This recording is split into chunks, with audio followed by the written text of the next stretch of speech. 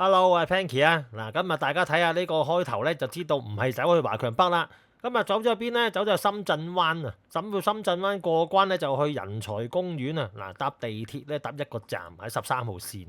咁啊，去人才公園咧，睇下佢逢星期五、六日，逢呢3日咧都有7點半、8點半、9點半都有3場嘅燈光 show 嘅。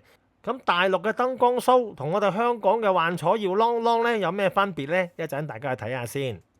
嗱，我哋去到咧人才公園個站 B 出口啊，boy 出口咧，咁就我哋一出嚟就見到呢個深圳灣文化廣場噶啦，就係前邊呢個。我哋沿住佢個廣場咧，隔離有個好似隧道咁嘅咁嘅通道行入去。咁呢個隧道一路行入去咧，真係科幻啦。呢度咧我就冇詳細去睇過咩嚟嘅。下次有機會咧先同大家介紹下。咁但係佢個隧道裏邊咧就好多人喺度拍照啊 selfie 咁啊，佢因為佢個幾特色嘅，幾特別嘅呢個隧道。嗱，因為隧道裏邊呢啲咁嘅採光咧非常之特色嘅，同埋咧啲眼咧咁一隻隻咁咧不規則形狀喺度咧，咁啊影相咧就非常之靚嘅個構圖。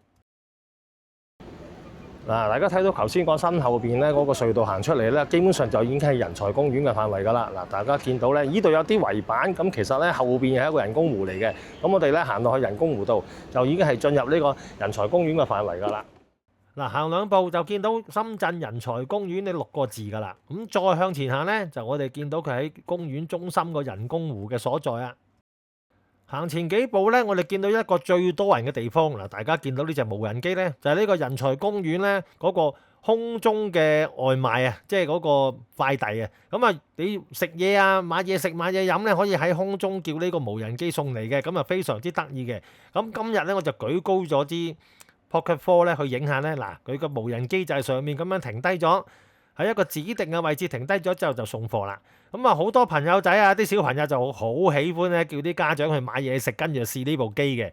佢送完貨之後咧，部機就自己會飛翻走噶啦。因為咧今次咧啱啱個管理員行開咗啊，我先可以舉高部Pocket 4去影啊。因為平時我哋企喺度惡高頭，根本就見唔到隻無人機個操作噶嘛。嗱，佢卸咗貨之後咧，咁你下邊咧就可以收貨噶啦。跟住咧佢就會自己飛走啊。嗱，螺旋槳啟動，咁就起飛。跟住第二隻又嚟，哇！今日我見到嗰個頻率好密啊，好多隻，一隻接一隻咁樣咧飛嘢送嘢嚟啊！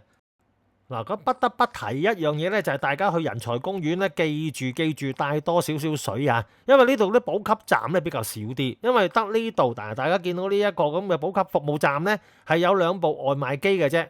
其他地方咧就暫時揾唔到嘅。如果大家唔帶水嚟咧，咁淨係靠呢個外賣機咧就唔係好掂啦。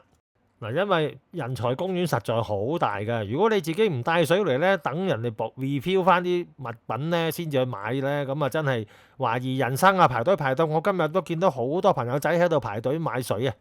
因為你除咗咧夜晚嚟到睇呢個燈光 show 之外咧，你其實可以喺呢個公園度咧，可以消磨好多時間嘅，周圍行下，感受下嗰個氣氛。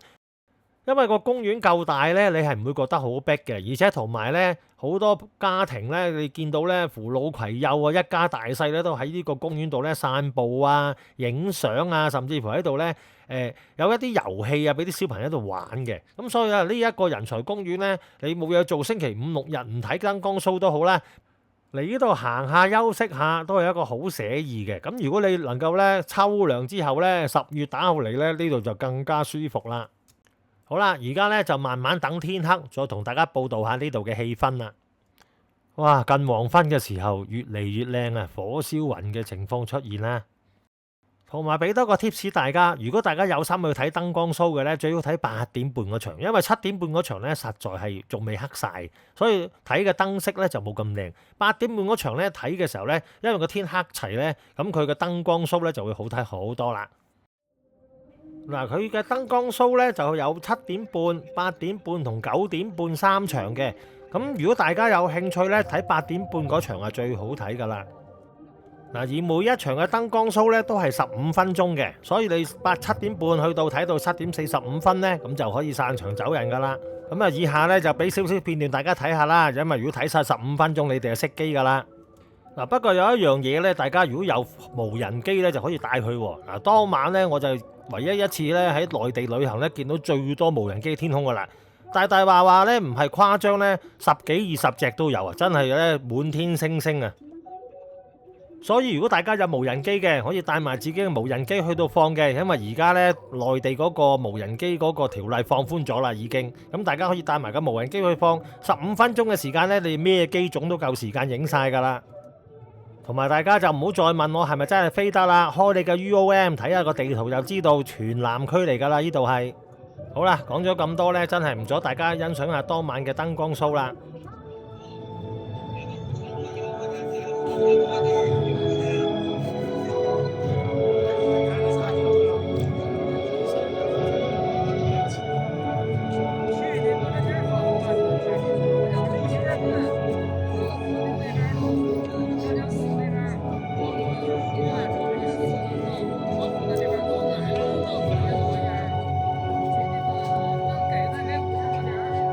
除咗睇燈光 show 之外呢，但係其實大家可以喺嗰度咧行下夜景嘅。嗱，想像下呢，如果秋涼嚟嘅時候呢，呢度就好靚啦，同埋好舒服啦。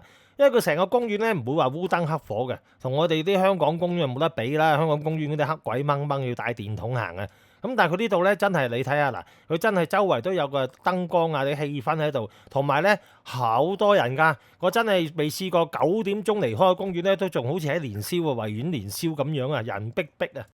公園咧範圍就好大嘅，我當日咧我諗1/4到啦，我行咗，因為我晏晝去到咧，直至到睇完個燈光 show 呢幾個鐘咧，我都係行咗佢1/4左右啫。但係佢個公園每一次咧都有不同嘅展覽嘅喎。嗱咁啊，今次咧佢就有個咩電影介紹咧，我就唔知叫咩電影啦。咁但係咧，你睇下夜晚啲氣氛幾好。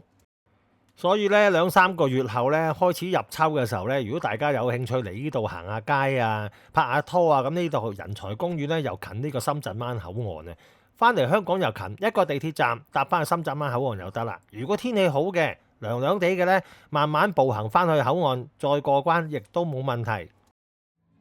嗱，不過就算好似我今次咁咧，7月中嚟咧，咁可能佢因為有個好大嘅人工湖啊，所以基本上你唔會話覺得熱得好犀利嘅。咁啊，熱就一定熱㗎啦，30幾度。咁但係而家夜晚咧，天黑之後咧喺度行咧、影嘢咧、影相咧，都唔覺得話真係好似香港咁又翳悶啊、又熱啊、咁又濕啊咁樣嘅。嗱，俾大家睇下咧，佢呢個環境其實真係一 part 㗎咋，一部分嚟嘅啫。